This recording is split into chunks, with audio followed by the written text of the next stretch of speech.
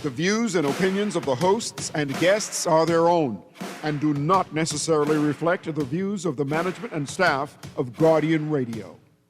Girl, Junior just showed me Bella Boy in his phone. What you mean? He take picture of that good-for-nothing boy? Shh, you don't want Bella here. You say that. You know she always say that's my good child. So what he doing in Junior phone? Oh, he there because the police looking for him. He on their wanted list. Wanted persons in your phone now? Yes, child. And when police want to find anybody quick, after something happen, they can send pictures direct to your phone. Go to Google Play or App Store and search for Crack Crime Bahamas, then pick install, and it will go straight to your phone. There is also a section on missing persons.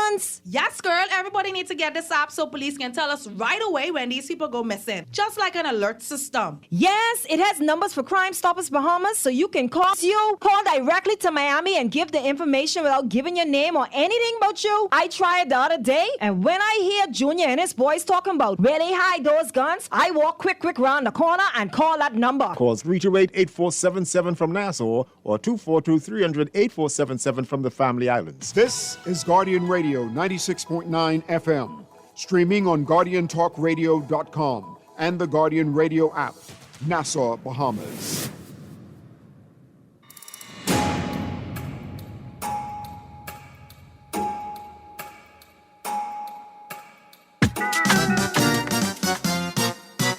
Hey!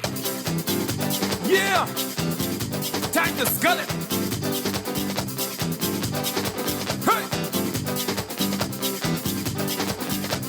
You all ready for this? Here we go. Say she promised she gonna marry me. Oh, yeah. But she run away. She promised she'd be faithful to me. Oh, yeah. But she scheme on me.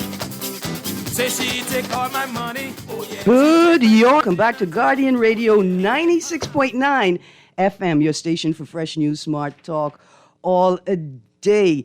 It is Thursday, the 8th of January 2026, and you are on the clock with Erin, Greene. Since it's obviously election time and everybody putting their name in the hat, I have to give you all my real name because I realize sometimes y'all don't know what to call me. Like when y'all filling out nomination forms and things like that, you just don't know what to call me because I'm the problem guy here, but I'm Junkanoo Greene, right? And I don't want to be a slave Greene because World War III looks like it's about to start.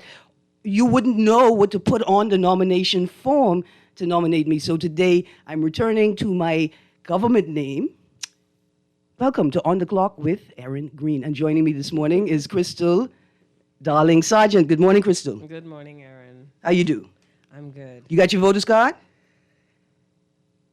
Where is that? Oh, boy. Where is that? Well, don't worry. Apparently, you don't need it yet. I've actually moved since the last time. Oh, so you need it? Yeah, I know. You need to go in. Ooh. You need to go in and register a transfer of address.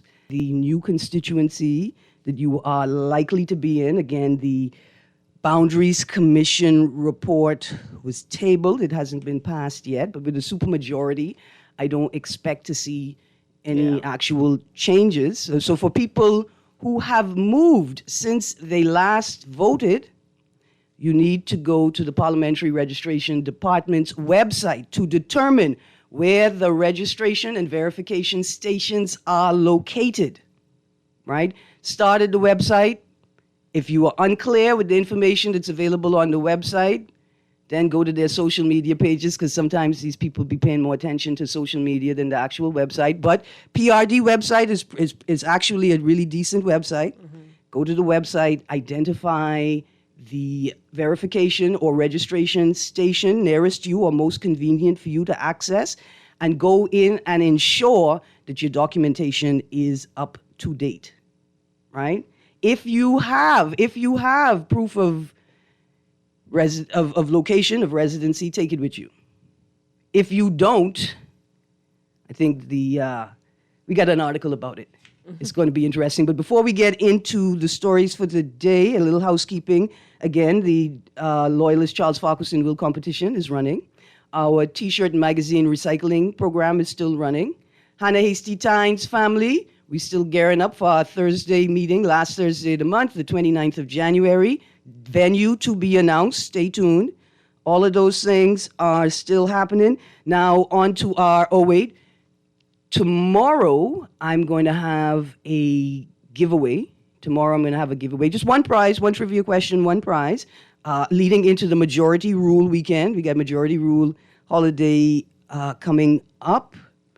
And now to our daily dose of positive. Another story from the received financial aid for college. This was in yesterday's Nassau Guardian. Over 70 public school students will receive financial assistance from the Public School Scholars Program as they seek a tertiary level education. The program is now in its 10th year, has helped over 1,000 Bahamian public school students. Former Minister of Education Jerome Fitzgerald, who helped to launch the program, said many students from the program were the first in their families to attend college. Quote, of those students, approximately 75% were the first in their families to attend college, a significant and startling accomplishment. Fitzgerald said during the 2025 recognition ceremony. Initiative started in 2015. Scholarships range from $10,000 to $15,000 per academic year for a maximum of 4 years. Recipients included students from C.V. Bethel, Sr., Doris Johnson, Sr., C.C. Sweeting, Sr., Anatole Rogers High School, C.R. Walker, Sr., Government High, R.M. Bailey Senior High, all schools on New Providence, students from 8 Mile Rock High School, St. George's High School, L.N. Coakley, Moores Island All-Age School, NGM Major High School, and South Andrews High School also received the scholarship. Minister of Education, Technical Vocational Training, Glennis Hannah Martin said the key to a good education starts at the foundation. There you go. So that is our daily dose of positive. We say congratulations to the students that achieved, right? Achieved the criteria for the scholarship. Mm-hmm. And we say to the state, this is a program that we love. Yeah. This is a program that we love. We are prepared to support it. We understand the diverting of tax dollars for this purpose. Yeah. I think we job and perform, then we will do our job and support them. I think we all agree in this allocation of national resources.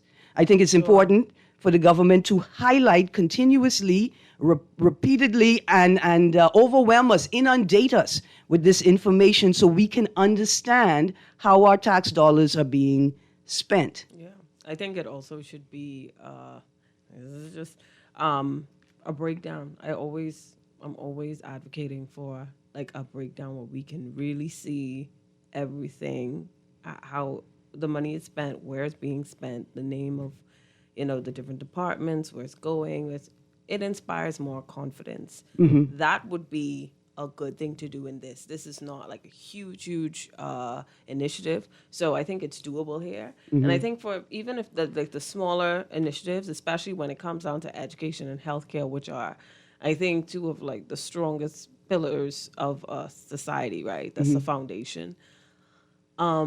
We could see a little bit more transparency there. And that would give people a little bit more confidence and trust in the government. In so state, that's my recommendation. In the state, the administration, state mechanisms.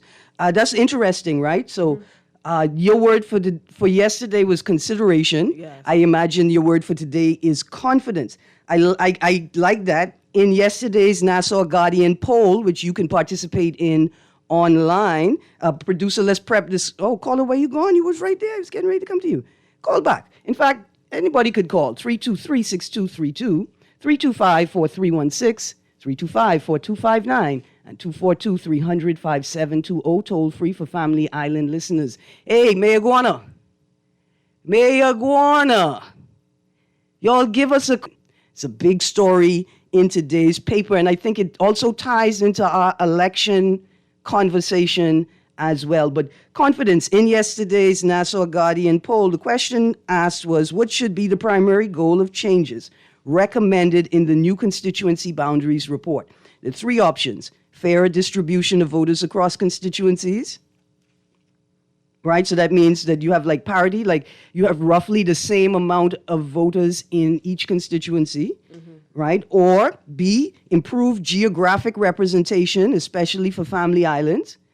So is the purpose of changing the boundaries to to create a representation model that gives the residents of those constituencies greater access to cabinet and the parliament where the decisions are made, possibly. C, ensuring public trust and confidence in the upcoming general election.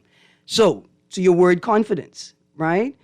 The Voter confidence. publication of state or financial decisions, publishing it in an accessible way. So even though it will take a lot of time and work, the average citizen could sit down and read it and get a sense of how money has been spent, not how it's going to be spent. But Erin, this is already done. Like if No. you're doing an initiative, then that's already, that information is already somewhere. Now the work is just to transfer it Right, in accessible in way. an accessible way, and also in a way that doesn't really, I don't know, that still protects the institution from whatever background stuff they would like to keep confidential. But, Well, yeah, but the two things, and stay right in the mic. The two, right? What we get is a budget. We don't get how the money was actually spent. the breakdown. No, the budget is how we plan on spending it. Yes. What we want is the how was it actually Yeah. spent. For instance, right? Yeah. 2023, going into 2024, after the tragic death of Obi Wilchcombe, MP, cabinet minister, there was a memorial held for Obi Wilchcombe in Grand Bahama. And then there was a second memorial held for Obi Wilchcombe at Bahama, right? By government departments, agencies, right? I don't know if they took it on their own to organize it or what. What I do know is that a total of $30,000 was extracted from the social services budget. $25,000 coming from the Persons with Disabilities Commission, and another $5,000 coming from another agency within the ministry, right? So here's what happens. With a budget, if you don't spend the money, right? Like, if you don't spend the money that was allocated to you, you're supposed to tell them why you didn't spend it. Because what they will say is, well, if you didn't spend it, you must not need it, so we won't allocate it in this next cycle. So agencies have spent how they spent the money, why they made the decisions they made. So to justify the new budget, also to justify the new budget they want, right? What we get is a budget. We don't get a breakdown of how the money was actually spent. That information may be available, but that doesn't mean may exist. But that doesn't mean it's accessible by the general public, and it doesn't mean it's accessible in a coherent or cogent way that then makes it easily accessible, easy to read, easy to understand, easy to put together, right? They're two separate things. Yes, yeah. Those But are that's what I meant when I said, releasing it in a way That's where accessible. Not just accessible, but where you keep, the nitty gritty stuff and the technical breakdowns. there is no. But There is no a releasable form that is targeted for the public. There public is nothing, consumption and but understanding. Crystal, there's nothing here outside of Ministry of National Security, right? The Ministry of National Security, maybe Ministry of Foreign Affairs. There's nothing that we can't know.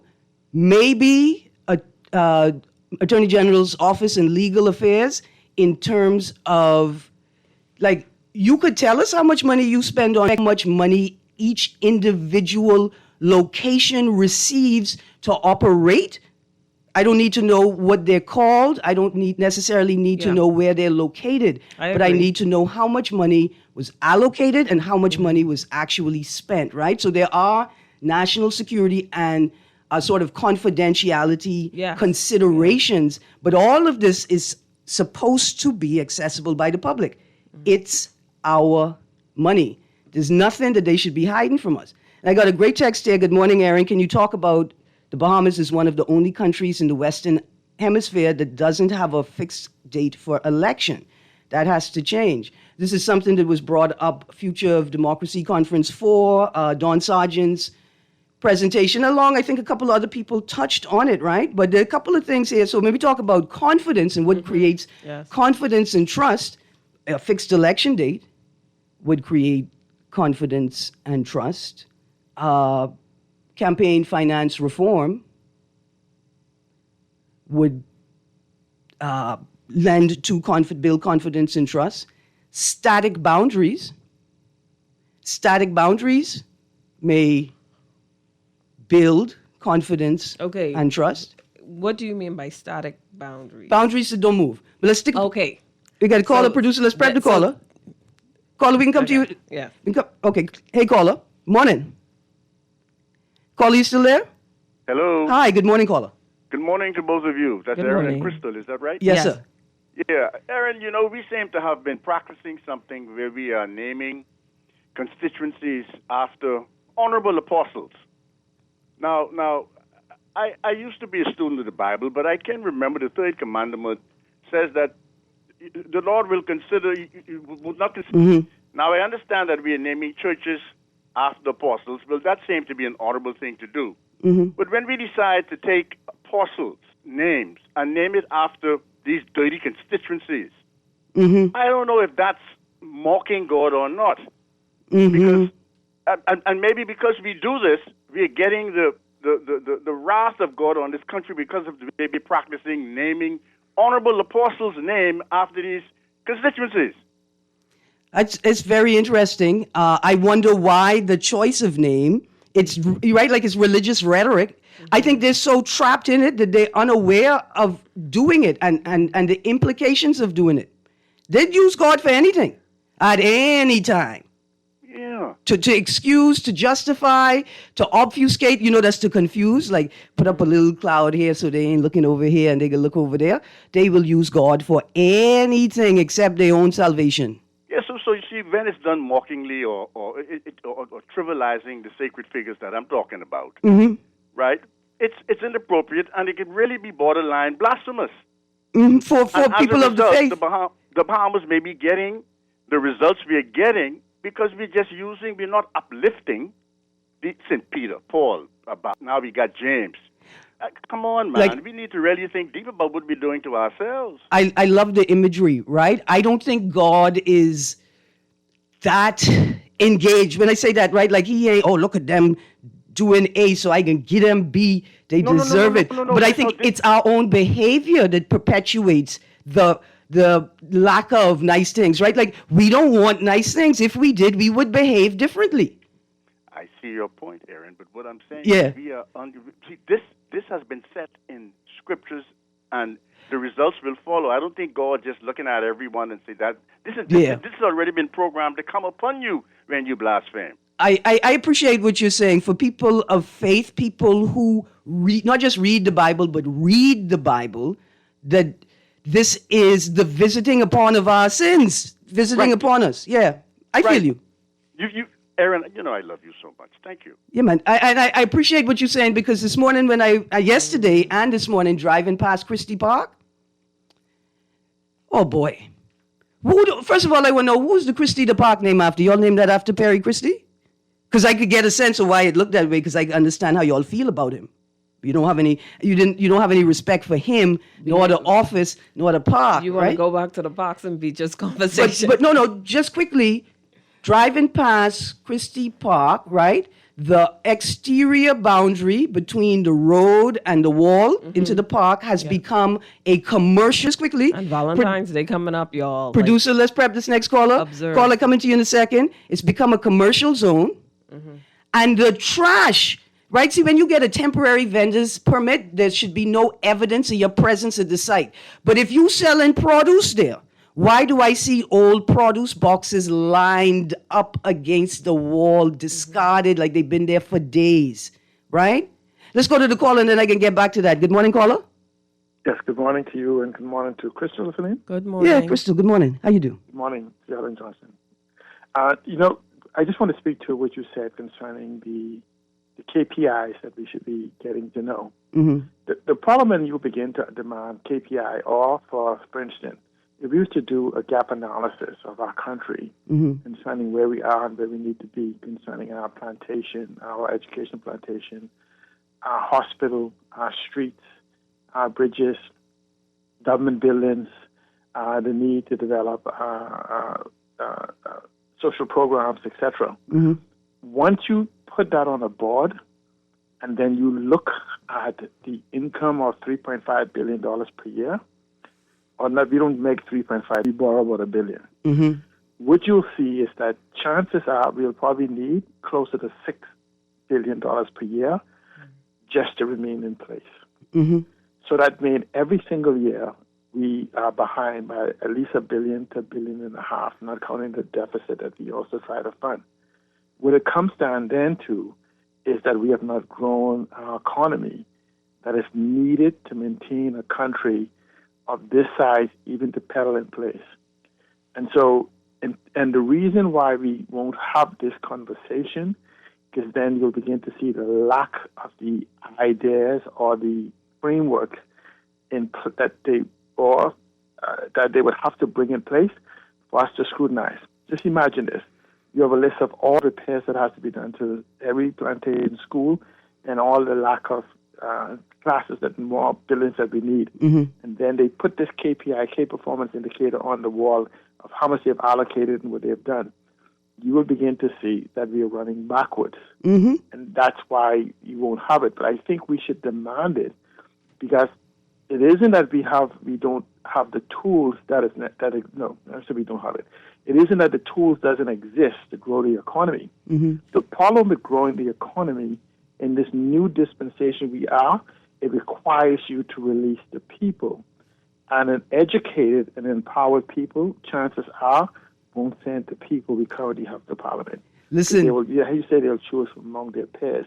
Either these individuals are by intention suppressing us, or they genuinely ignorant of what is required to develop this country. Nancy Allen, thank you very much. I'm going to throw a third one in there. Or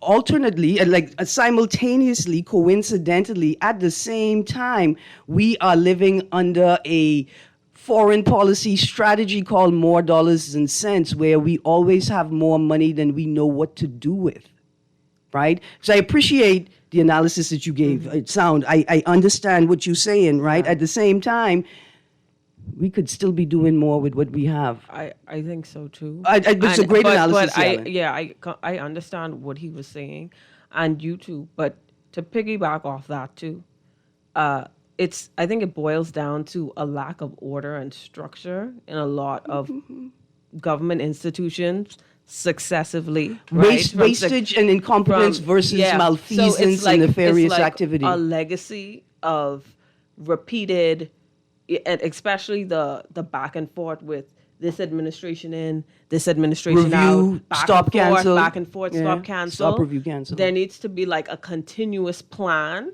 And because of the lack of order of structure, this confidence dissolves, or the public confidence is like, okay, how are we going to do this? We have all these plans. How we going to do this is hardly addressed. And then when it comes down to the money, like he's saying, it's like we may need more, right? We usually always need more than we actually have. So it gets more blurred there. All right, producer, let's go to the caller, and then we're going to get back to Christie Park, because there are too many businesses parking on Christie Park for Christie Park to look like under tobacco dove arm. Good morning, caller. Yeah, good morning, Erin, and good morning to your guest, for co-host Crystal.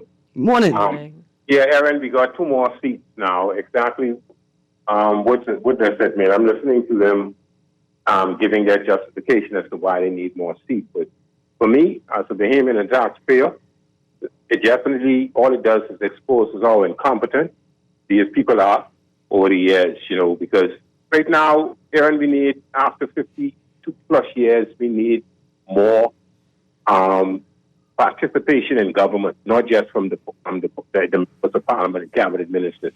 Because when you look at how this country is constructed, you have the members of Parliament, you have the cabinet minister, you have the public service. Those other executive chairman, etc., they still comes under the purview of, or the chairmen come under the purview of the the minister who controls that particular ministry. But that isn't all, Erin. The tools that we need to govern a successful country at, just say the U.S., who is our closest neighbor. You have mayors, you have councilmen, you have municipal government, we call it local government, which they don't really want to free up.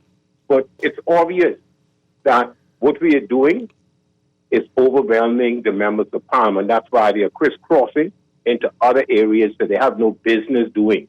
For example, when we elect these legislators, their primary function is to write legislation, policies, and program relative to the area that they're representing. But they're doing all sorts of other things other than really doing their job. And this is why we need more participation in government. But these politicians are guarding these things zealously and not freeing up the authority for us to function properly as a country. What two additional seats will do other than burden our taxpayers? And if they're elected twice, they get pension, et more cetera, cars, et cetera. more perks, more privilege. Yeah, yep. Less space for the ordinary person. What is the purpose for that? I really appreciating what you are saying, right? Let me bring this angle in. I got the article from yesterday's Guardian, Get Up and Vote. No, sorry, Eyewitness News yesterday. Get Up and Vote. Bahamas Christian Council President Bishop Delton Fernandez urging Bahamians to exercise their right to vote, stressing that civic participation is a vital part of national responsibility. And today's Tribune, Fernandez step aside as MP if you cannot see a better Bahamas. So you also said we need more people participating in government. I want to make a distinction and say that there's a difference between civic participation and political participation, right? And I think if we had more people engaged in civic activity, we wouldn't need as much political activity, right?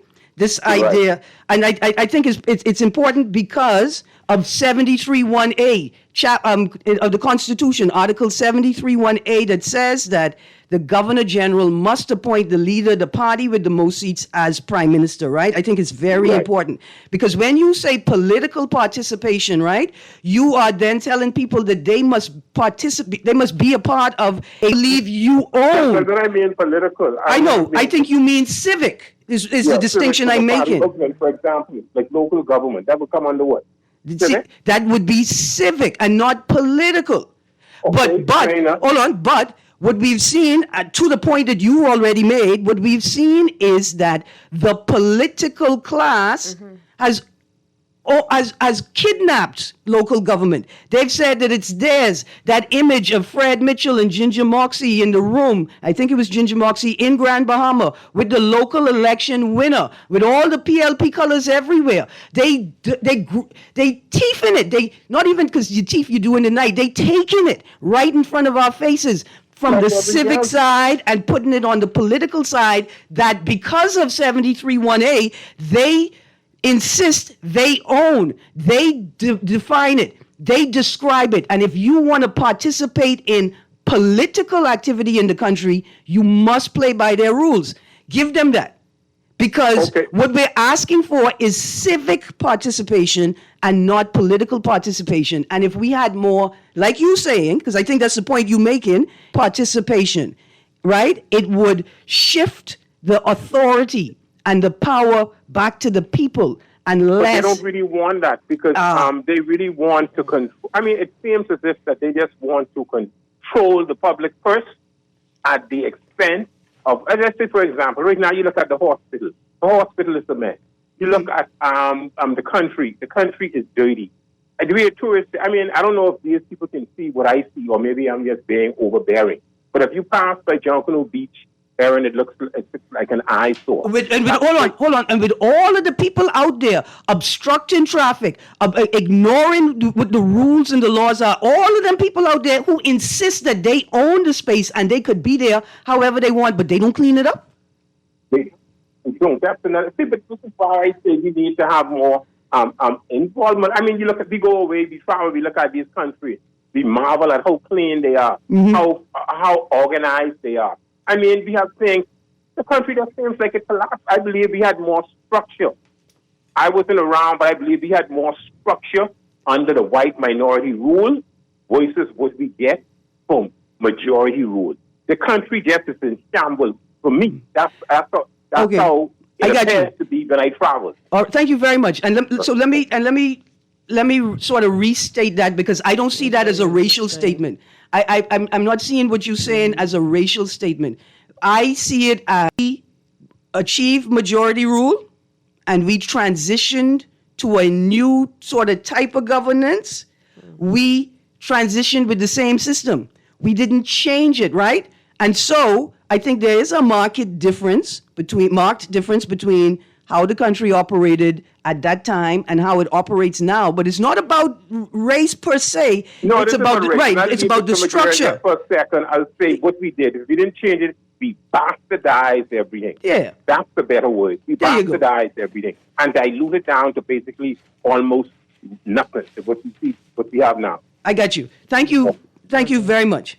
See, because here's a point I want to make. Here's a point I want to make. You got this story. He said a lot. Is that a new caller? But okay, there we go. Okay. Go ahead. I just want to say quickly, and then we could get into that. So we got the announcement today in the paper. The boundaries are about to be changed. I say it like that because we have a supermajority, and what can the minority do? What can the opposition do to stop the bill, right? All of these changes, right? All of these changes, but guess what? I have one question to ask. One question to ask. The people of Mayaguana wasn't important before this port, eh? Is it the port that makes them important now? It's a big story in the paper today, Port of Mayaguana, right? The OPP announced last night the government entered into a PPP with Global Lead Consulting Group Limited, a Bahamian company, to advance the port at Mayaguana, which it described as, quote, a major maritime and logistics project intended to strengthen economic activity in Mayaguana and across the southeast Bahamas, close quotes. For whom? Who for? Who for? Right? Same question. Who you named the constituency for? Who made the decision? Did you get the residents come up with a name? Who for? Because let's prep the caller producer. Y'all don't care about Mayaguana? Y'all don't care about Mayaguana. I could say that with all my heart. So is it the port that now makes Mayaguana important? Producer, let's go to the caller. Good morning, caller. Yes, good morning to you. Good morning. You know, with this Boundaries Commission, right? Mm-hmm. When Boundaries Commission makes a decision in the Bahamas, the only thing we're concerned with, people are saying that they're concerned with, is who's going to win the seat. Not about the numbers. You know what I mean? The what you call it, the equity. Yeah. In number of people in the seat. Mm-hmm. You understand me? That's what's important. Other than that, it's corruption. You are robbing your citizens of the power of their vote. Yeah. You see? And for me... So when you talk about this new seat in the Mayaguana, which is already too which seat... No new seat. It's already too small. No, there's no new seat in Mayaguana. The two new seats are going to be one called St. James in the Western District of New Providence, and they taken from Kalani, Golden Isles, Southern Shores, and I think they said Carmichael, maybe. So okay, look what that does. That still doesn't deal with the equity. I got you. Inequity is in them Mayaguana seats and them other seats. Yeah. So the equity plus some equity because addressing. I want to know the rationale. I want to know the rationale for making Bimini and the Berry Islands their own seat. That's what I'm saying. That's no equity, and that's because if you do that, people vote. Couple of them could bring an MP to power, right? Bring a member of parliament. What's gonna determine who's the government? As to my seat, you know, and me and my constituency got 3,000 voters. Come on, man, and they only got 1,000 voters. What that is? That's not democracy. It's not making any sense. It makes political sense. Democracy. It makes political sense, but I don't know if it makes good governance. It's not democratic sense. You see, that's against democracy. See, when the commission meet, they can meet to make things political, and their advantage in that the shape of it, not the numbers in the seats, the shape. Mm-hmm. You understand me? Mm-hmm. Boy, look here. And then we accept that. people in civil Bahamas accept that because they are part of that system. They are part of the political system. They are the government too. You know what I mean? The media is the government. You know, everybody's the rich man. They the government because they run the government. the oligarchs who run it. The political class and the merchant class seem to have a stranglehold on governance in the country. You see, okay, you talk about a port and they going up this and that, and they talk about the PPP. They going to this PPP like where this, and then they say, "What's the Bahamian group? What does that make a difference? A PPP is a PPP, and it's not good. In other words, it's about privatizing assets. A port. Come on, taxpayers' money is going to contribute to in some way. You know." I mean, all could be taxpayer money. Who else? Who else money it could be? It could be taxpayers' money. So then that's being, or not. Yeah. Or not. There you go. See, this is the thing we got to address. PPP. That's foolishness. That's oligarchy. That ain't, you know. I mean, I just wanted to know who put the port in important. Because now Mayaguana people important. I mean, Mayaguana important. I don't even want to people. It's supposed to Thank provide you, create 2,000 full-time jobs. And this is relatively positive, right? So, but they still didn't say, they said in this article, the government did not indicate how much the project would cost, but said it would create 2,000 full-time jobs. You know, like there's something there's something missing here. There's a complete lack of info. Goes back to what I said about confidence, and especially like we know that around the world, people are struggling to get the youth vote, and you know, from working with youth and communicating with youth regularly, we need to work on that, getting that young voter confidence. And like the caller before this caller said, you know, he described the lack of order and structure, and that's a consequence of, I mean, all of this that I'm talking about. This is the confidence and everything. That is a consequence of the lack of structure, transparency, and integrity. Yeah. Producer, I'm going to read some text, and then we got to go to a break, right? We can read some text and then go to a break. Here's a text. People need representation, hence the seats. Is it really that difficult? The Western area has grown. Everyone knows that. Dear texter, I could be honest with you. If we were in 6th grade, I would give you an A+ for this text. Did we say in the story, did they say how many people were in the, or is that going to come later on after they do like more assessments? Because did they say how many people? Because part of this document, right? Yeah. According to this, what's the report of Constituencies Commission, House of Assembly, the Commonwealth of the Bahamas. According to that, it should be divided, like one of the callers mentioned, based on the number of people in the constituency. And if this person says the area has grown, right? But I think there's no limit to the number of constituencies we can have. I don't think there is. Is there a legal limit to the number of residents in a constituency? But they just try to achieve parity. And also I want to know, when was the last time we upped the number of constituencies in the House of Assembly? I'm just curious. I think a couple elections ago. Okay. So what was it before? It was. I can't remember. Okay. Off the top. Yeah, because. Yeah, okay. I can't remember off the top. I want to say whoever shared this document, thank you for sharing it. I hope you don't get into any trouble for sharing off on Crooked Island since 3 p.m. yesterday. We can't catch a break. Yeah, I mean, Erin, please visit Crooked Island. They treat us like the redheaded stepchild. Crooked Island, Acklands, and Long Key need help badly. We've been neglected. Road work not completed in almost 5 years. BTC is almost non-existent, and BPL has major issues, especially on Crooked Island. We need help. No, I know. I was working in Andros in 2003, and I had to get out of there, not because the people weren't beautiful. It's not welcoming. The place is just beautiful, but the lack of proper infrastructure for modern-day people is astounding, and we're talking about 22 years later, and I know the Mayaguana airport is still flood. We know. I don't know how one person... I mean, what I can tell you all now is you got to organize. You have to organize civically and not politically. You got to meet the power of politics with the power of civic participation. Here's another text. And I have this in my notes, texter. Erin, yesterday 2 people died on Eleuthera because they were trying to avoid potholes and they crashed head on into other people trying to avoid potholes.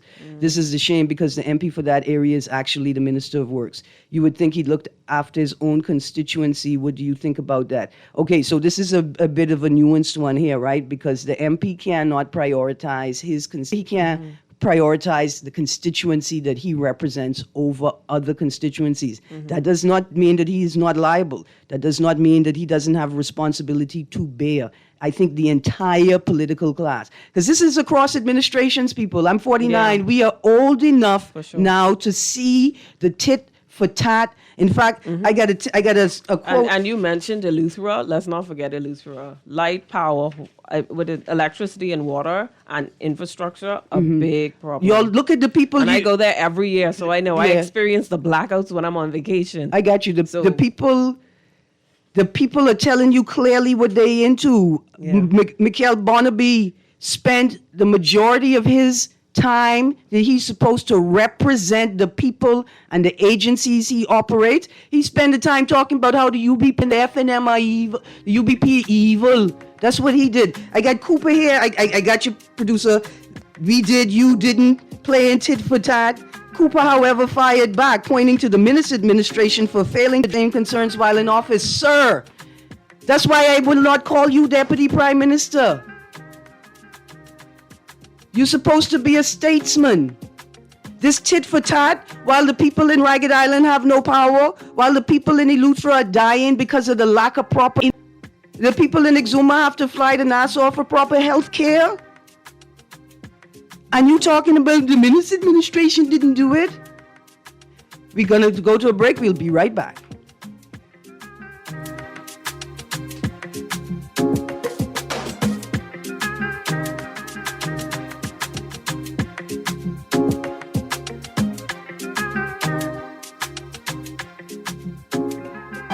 At Cleveland Clinic, care is everything. So when your primary purpose is to care for the world, you'd start with your community until you're accessible anywhere. You make complexities your specialties and put compassion before anything else, all to redefine what's possible for everyone, everywhere, for every care in the world. Cleveland Clinic. Love the show? Want to give your support? Become a sponsor today. Call 302-2300 for our rates and packages. That's 302-2300. Become a sponsor on Guardian Radio 96.9 FM. Fresh news, smart talk, all day. Put more money back in your pocket with the Fidelity Debt Consolidation Loan. Why pay more when you can pay less? Reduce your monthly debt payments down to one low, easy payment. Apply for a Fidelity Debt Consolidation Loan today. Call 356-7764. Fidelity, we're good for you.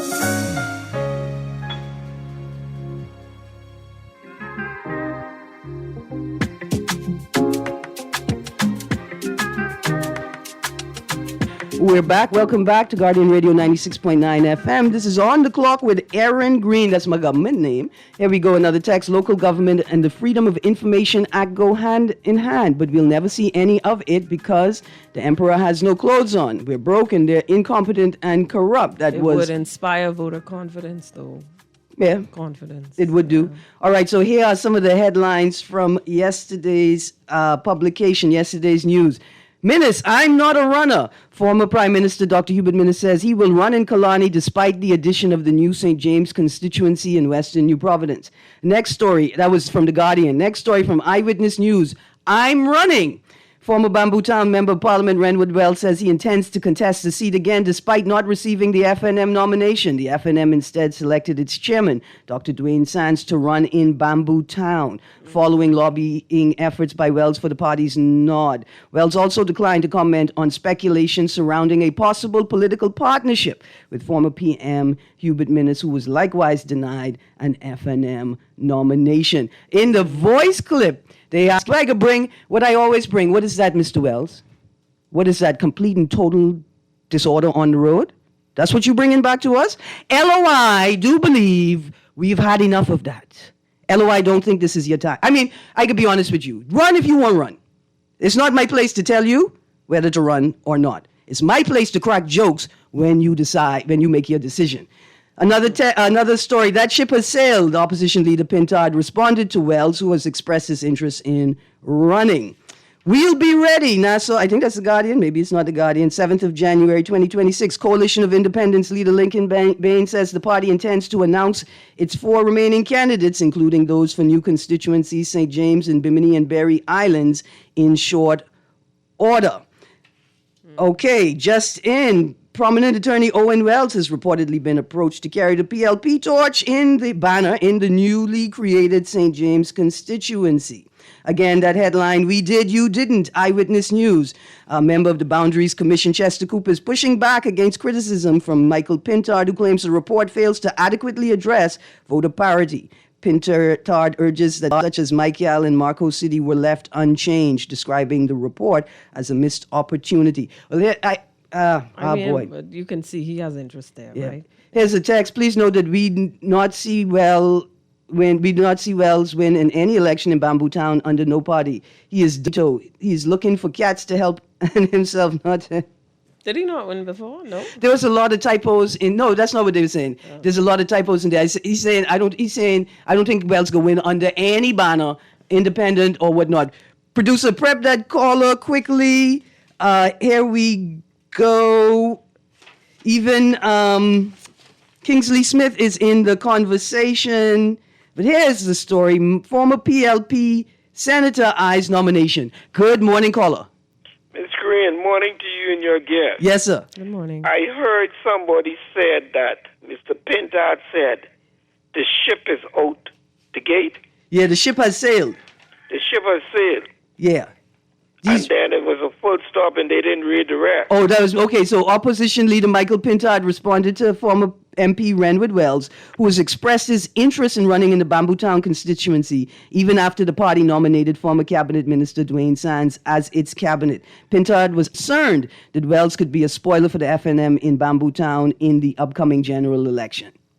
That's what I pulled from. And Wells and Mr. Pintard said the ship has sailed. Yeah, they put Sands got the spoil. And that ship will sink. I thought you could say they get hit with the wave.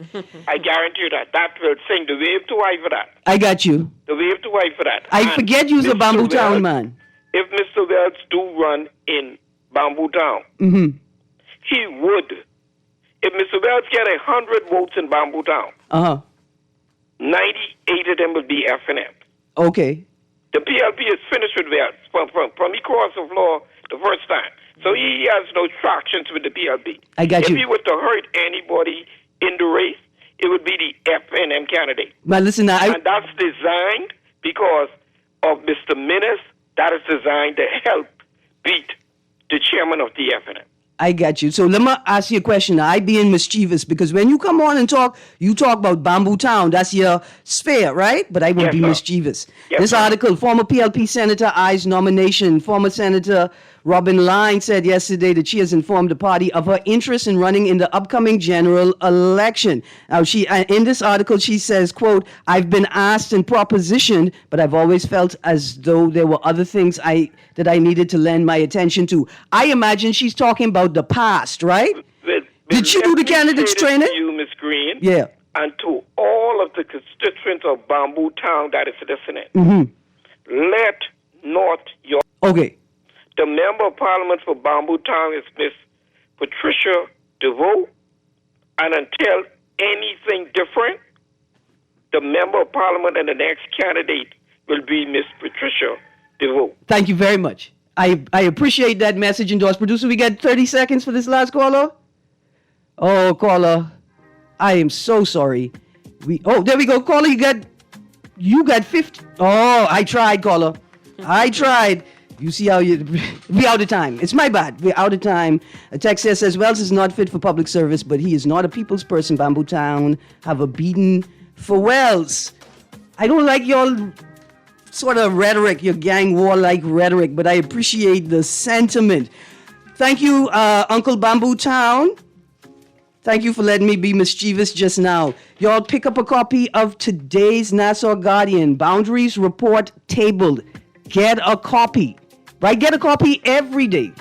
It's obituaries day, so you know people are buying, but get a copy because they're going to sell out fast. You need this in your hands, people.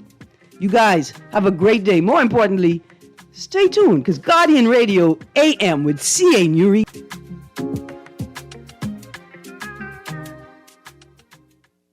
This is Guardian Radio 96.9 FM, streaming on GuardianTalkRadio.com and the Guardian Radio app, Nassau, Bahamas.